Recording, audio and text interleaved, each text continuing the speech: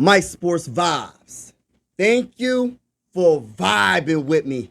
I want to apologize to the mighty Minnesota Vikings because I said that the score would be 33-17 against the Houston Texans. I want to apologize to the mighty Minnesota Vikings. This is a game recap between the two teams. But let me tell you this. The Minnesota Vikings dominated like I thought they were. Actually, I kind of underestimated them just a tad little bit. 34-7 beatdown. And the Houston Texans didn't score until the third quarter, late in the third quarter. What a domination performance. And I'm going to definitely talk that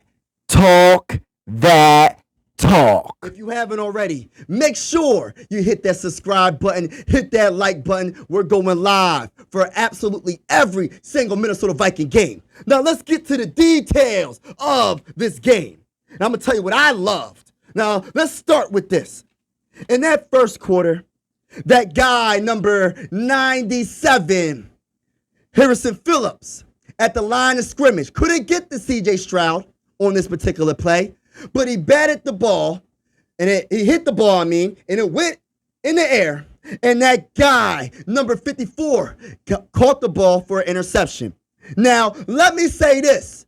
54, y'all know, if you're a diehard Minnesota Viking fan, y'all know my favorite linebacker in Minnesota Viking history is possibly Eric Kendricks, and he used to wear number 54. I don't know. I was like, yo, is Eric Kendricks playing on the Vikings right now? I know he's with the stinking Dallas Cowboys, but I was like confused. I said, this man keeps on making plays and making tackles.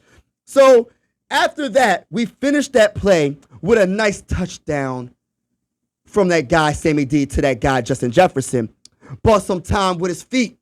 And we had to get that. We had to finish that drive and not just get a field goal. We had to get that TD. But Sammy D, buying time with his feet, scrambled to the left side. And after Justin Jefferson's route was done, he said, oh, my quarterback's in trouble. Let me do my thing and get open. He got open. Sweet touchdown. That was awesome. But I got to talk about this. I need all the Minnesota Vikings fans in the comments below and let me know, did you think it was going to be like this? Be honest. I did. I didn't think it was going to be this bad, but I honestly did. I'm that confident. And don't be scared. If you're a Minnesota Viking fan, be proud of your team. Be proud of this performance. Winning against quality teams. Right now, the 49ers are debatably, the best team in the NFC. Texans are one of the best teams in the AFC. They made it to the playoffs last season. This is a very good team, and we destroyed them. So be proud of what you're seeing from your mighty Minnesota Vikings. But I need y'all to also leave in the comments, how did y'all feel about that? So I'm going to say fake fumble in quotes because I truly feel like when, Schultz, their tight end from the Texans, when he caught the ball, he caught it. He had full possession of the ball. He looked like he was about to make a move.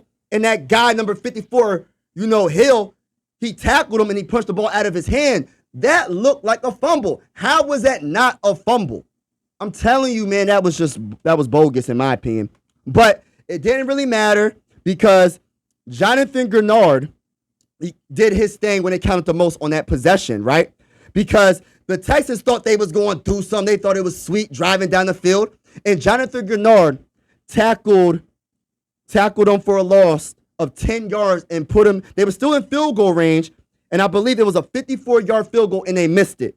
Then we got the ball back, right? And Aaron Jones got a touchdown pass from that guy, Sammy D, an 8-yard touchdown pass. And Aaron Jones, I believe, he made it up from last game. Because last game, I think he was like, man, I fumbled at the 1-yard line. I should have finished that play. And that bull, Kevin O'Connell, KOC, said, let Ty Chandler finish this off, my brother.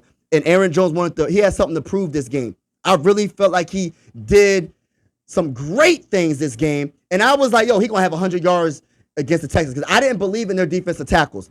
And talking about 100 yards, that bull Aaron Jones, number 33, I'm talking about. Aaron Jones, a former Packer. Now he's making his career with the mighty Minnesota Vikings.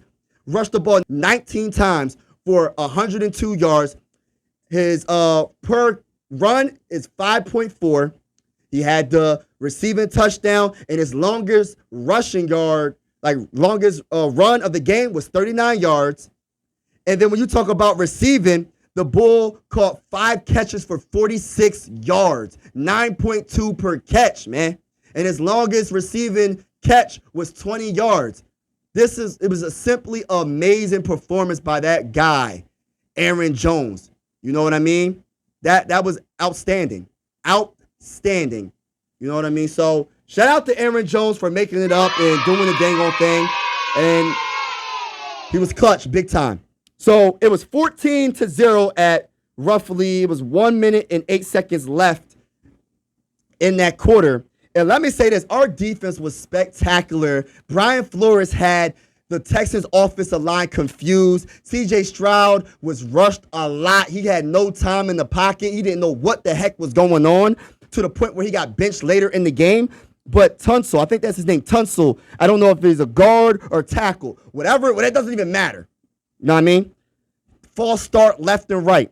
False start left and right in that second quarter. And then they had to punt the ball when they were trying to make a little bit of a comeback.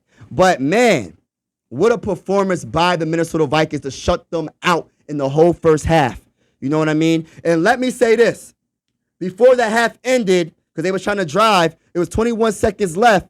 My guy, Andrew Van Ginkel, got the sack. They didn't have no timeouts, and that was the end. So Andrew Van Ginkel, what a performance and what a pickup this offseason.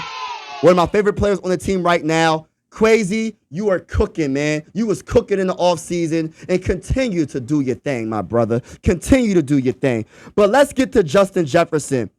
Justin Jefferson struggled in the second half. I'm not going to sit here and sugarcoat it, but he had a great first half. First half, he had 6 catches for 81 yards, 13.5 per catch, and a touchdown. And that's what he finished with, because he dropped a couple of passes. He would have at least had 100 yards this game, or close to it, if he would have caught a couple of those passes that he dropped. But it happens. It's going to be all right, Minnesota Viking fans. We got the win, and that's all that counts. Shout out to Justin Jefferson. And I was trying to say on my live, I said, yo, the Vikings didn't even get to their full potential yet. They didn't get to their full potential on the offensive side of the ball, because we still don't got T.J. Hockenson. We still don't got Jordan Addison, the Robin to the Batman of Justin Jefferson. You know what I'm saying? Jalen Naylor did some things. You know what I mean? He did get a touchdown. And Jalen Naylor had 3 catches for 31 yards. I would love to see more, but it is what it is. We got the dub, so I'm not complaining. I just can't wait until Jordan Addison finally gets on that dang on football field in the regular season, after he got injured the first game of the season against the Giants. And, man, it was just a complete domination, and I love it, and I'm going to keep saying it, because people need to put respect on the Vikings name, and I'm going to keep saying that as well. You know what I mean? They're going to learn one of these days. But listen to this, man. There was a trick pass in the second half that really got me, and this is why we got the third touchdown, right? From that guy, who was it from? Speedy Naylor, the 4-yard touchdown pass. But before that, there was a trick play. It went from Aaron Jones to JJ, back to Sammy, and then he threw it to Johnny Mutt in the end zone, and there was a pass interference on the defense of the Texans. And I said, oh my goodness, I can't believe they did that. And I was like so excited. I said, yo, Kevin O'Connell, his play calling all day has been spectacular. I absolutely love what he's doing on the offensive side of the ball. I was not expecting that. I definitely wasn't expecting that. And then, of course, we got the touchdown. And Sammy D is just amazing. Just amazing with the pass to my guy, Speedy Naylor. But then the Texans finally scored in the third quarter. I believe it was 3 minutes and 56 seconds left in the third. It is what it is. I ain't even worrying about that, man. I'm not even worrying about that. We was making clutch plays after clutch plays, getting turnovers. Cam Bynum had an interception it was 14 minutes and 1 second left in the fourth quarter. It was an amazing performance altogether. But let's just get to the quarterback real quick. I got to talk about Sammy D. Sammy D was 17 of 28 from the field, and he threw for 181 yards, no turnovers, 4 touchdowns. What an amazing performance by that guy, Sam Darnold. What an amazing, his confidence level is just on another level. And I love what I'm seeing. It's a different type of swag that Sam Darnold has right now. Now, let's get to, see, that's all I got to talk about the offense. That's all I'm going to say. It was great overall. But let's get to the defense. The defense really won this game for me. I'm a defensive-minded person. And when I say that the defense dominated in every way, they truly did. Now, let's start with the Minnesota Vikings when it comes to the sacks. We had 5 sacks, right? But even if we didn't get a sack, like I said, Harrison Phillips batted a ball in the air, you know what I mean, for an interception. We was doing that. We was getting hits on C.J. Stroud. How many hits did we have? Quarterback hits, we had 8. You know what I'm saying?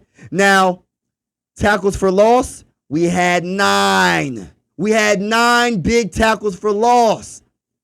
Passes defended, we had 8. Our secondary was absolutely amazing. Nico Collins could not do anything.